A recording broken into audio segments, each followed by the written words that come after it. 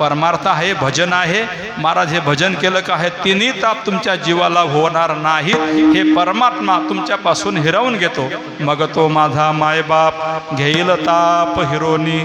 बरं महाराज, सगळ्या करता आम्ही देवधर्माला लागलो आणि लागल्यानंतर महाराज म्हणतात आपल्या जे साधू संतांनी सांगितलं त्याच्यावर विश्वास ठेवा आणि आपलं मार्गक्रमण करत राहा। बाकीचा हा काय म्हणतो तो काय म्हणतो त्याच्यात पडू नका, हे सांगतात अभंगाच्या 3ऱ्या